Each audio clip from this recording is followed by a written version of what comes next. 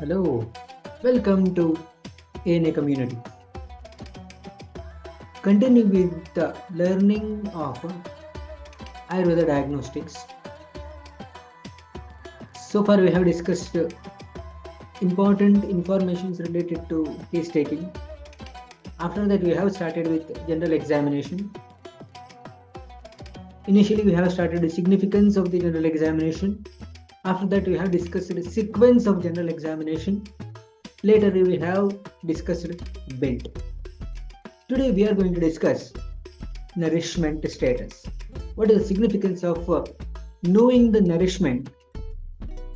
So that we are going to discuss today.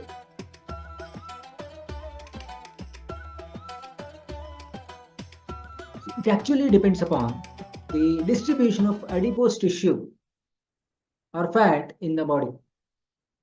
Most of the occasions, the adipose tissue will be deposited in the subcutaneous tissue.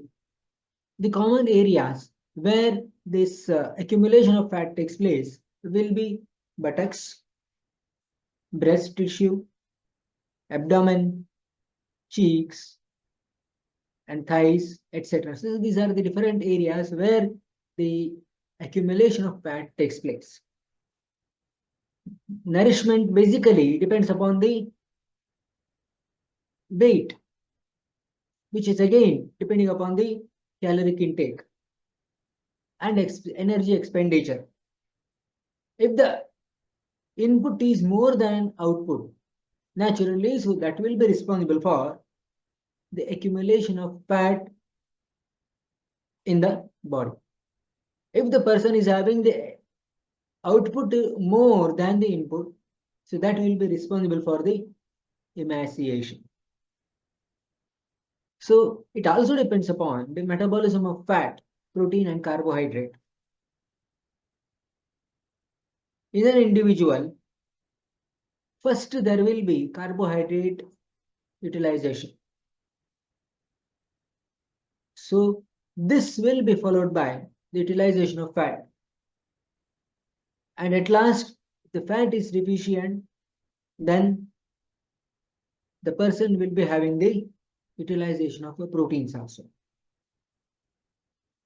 So, depending upon the fluid intake, etc., and other the health status, even water as well as minerals, they are going to get depleted in the body. And nourishment is also depends upon the appetite. If the person is having the good appetite, he will be taking the food substances more than normal. Again, intake excess. That means input will be more than output. And mode of life, in the sense, if the person is having the sedentary lifestyle, there will be input will be more than output. Similarly, if the person is having the physically straining activities, that will be responsible for the increased output than input. Endocrine factors such as Cushing syndrome, the person will be having the obesity, specifically around the trunk region.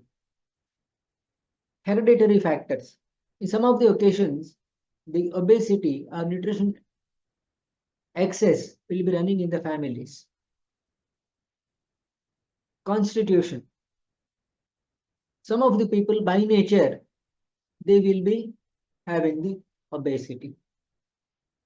Some of the people, they will be emaciated. Whatever may be the input is there, the persons are not getting the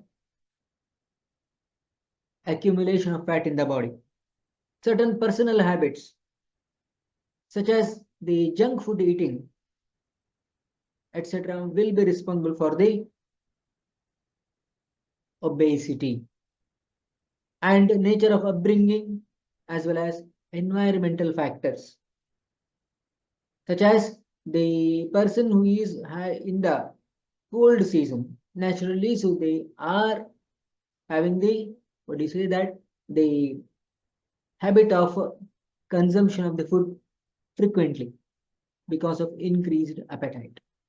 This is actually responsible for the increased input than output. So like that. So nourishment status depends upon multiple factors. We say about the degree of nourishment. It is being mentioned that the formula is there, weight by height square. Weight in kilogram divided by height in meter square.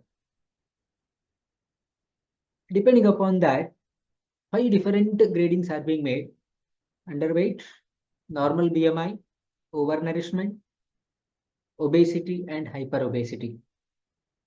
When the height and weight that is being calculated, if the formula, if it gives us the value less than 18, that is indicative of undernourishment. If the value comes between 18 to 25, it indicates normal body mass index. More than 25 indicates overnourishment.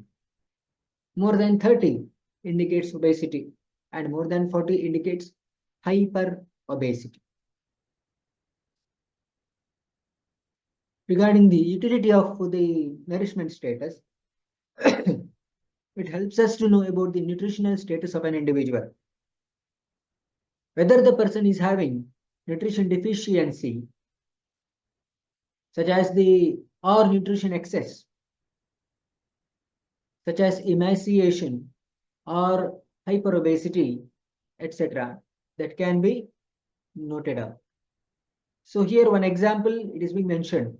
So this is the deposition of the fat around the eyes, that is being termed as xanthelasma.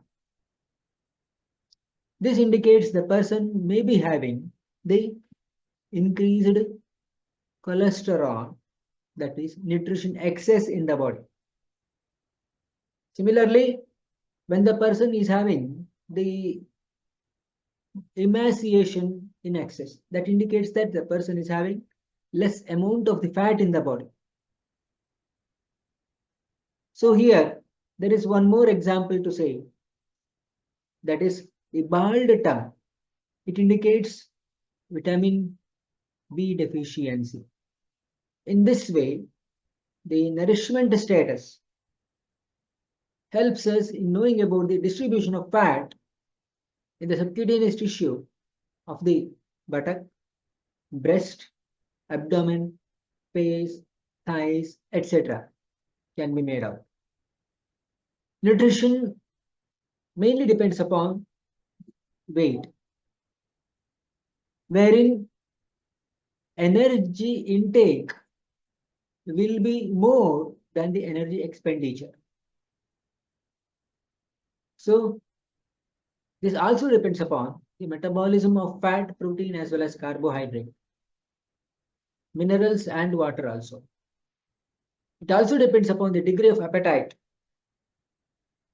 regarding the mode of life, whether it is sedentary or physically straining activities. It also depends upon the endocrine factors such as the Cushing syndrome. It also depends upon heredity and constitution also.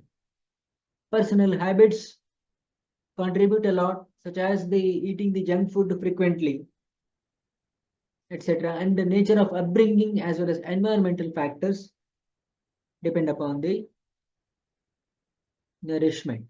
It will actually influence the nourishment. So the utility of the nourishment status helps in knowing about the nutrition deficiency as well as nutrition excess. Dear ANA community, that's all for today. What are the major key takeaways from today's discussion? Mention in the comment box below. And what is the one topic that you'd like to hear in the coming videos? Mention in the comment box below. And spread this particular video to maximum number of true Ayurveda learners, so that we can make a huge movement out of this particular small message. That's all for today. Something more in the next video. Thank you.